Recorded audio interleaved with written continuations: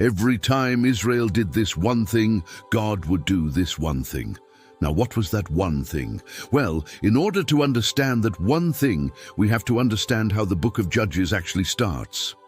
Now, if you're not familiar with the book of Judges, let me quickly summarize the beginning for you.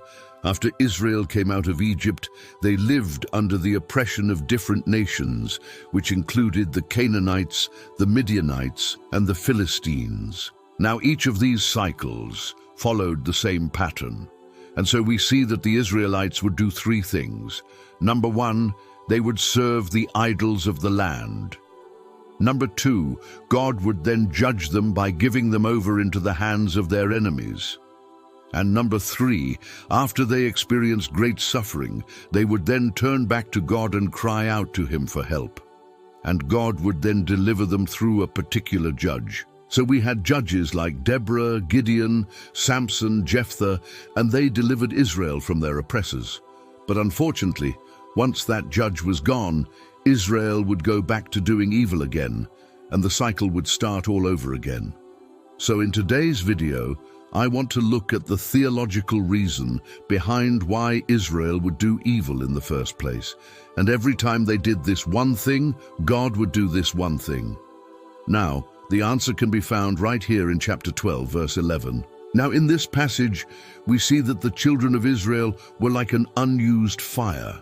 In other words, they were like a fire that had no fuel or material to burn. They were lifeless and dead. And so the passage says that they went after the Lord, but He gave them over into the hands of spoilers. Now, spoiler means plunderer, or one who plunders and captures spoil. And so the meaning of this is that God gave them up to people who would plunder and capture them. And this is exactly what happened.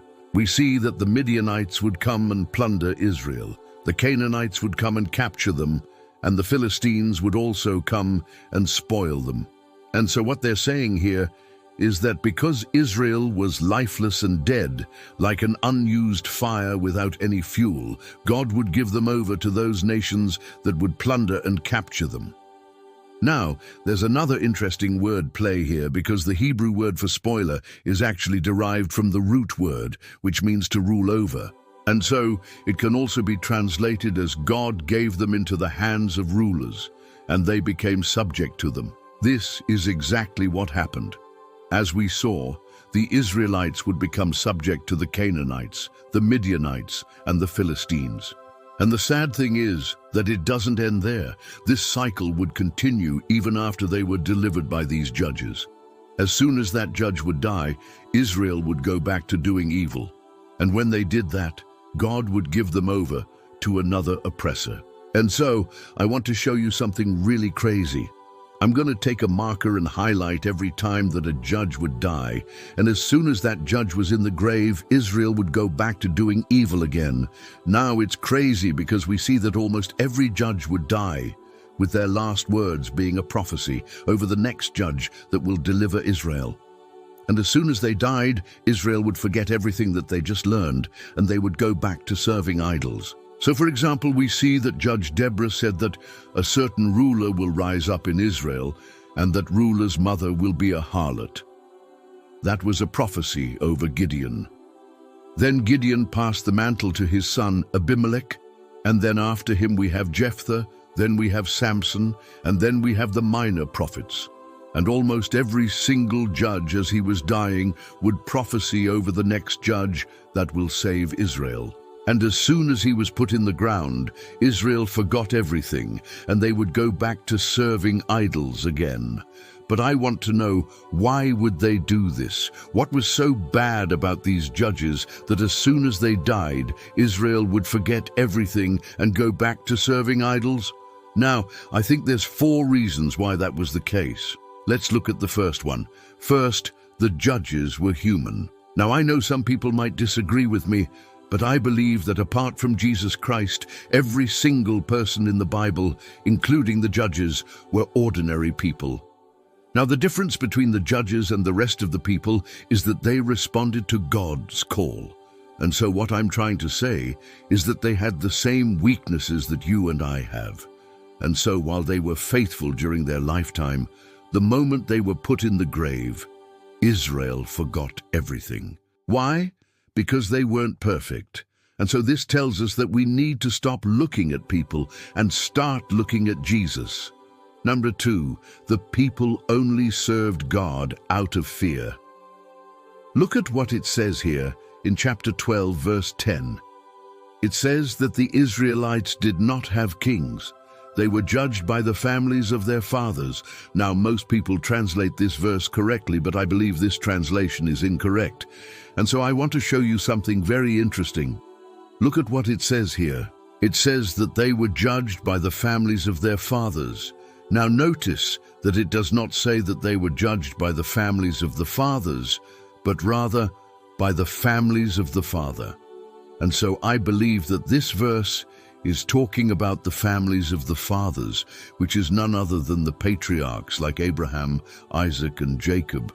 And so the meaning of this verse is that the Israelites were judged by the fear of God that they had in their heart. And so what it's saying here is that the people only served God out of fear. As soon as that judge died and they didn't see any immediate judgment, they would forget everything and go back to serving idols. Number 3, the Israelites didn't learn the lessons of their past.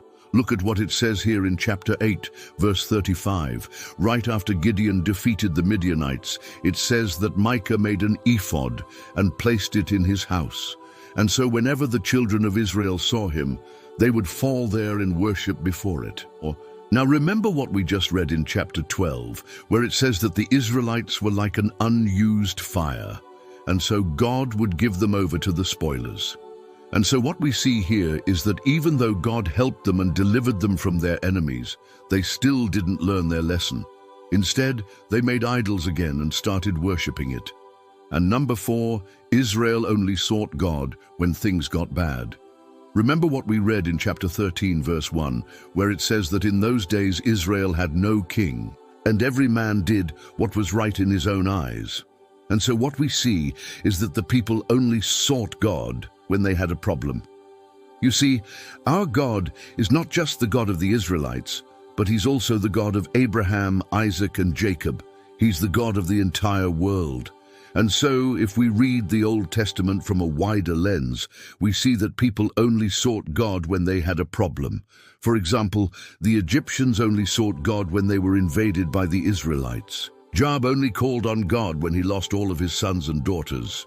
And David only ran to God when Saul was trying to kill him. And so, we see this repeated over and over again throughout the Old Testament. People only seek God when things get bad. But do you know what? Our God is not just the God of the afflicted. He's also the God of the righteous. He's the God of the joyful. He's the God of the happy. And I want to encourage you to seek him right now, not when things get bad, but seek him right now. Just come boldly to the throne of grace, and may the God of Abraham, Isaac, and Jacob be your God today. Amen. I hope this video was an encouragement to you. If it was, make sure to subscribe and share this with a friend. Thank you so much for watching.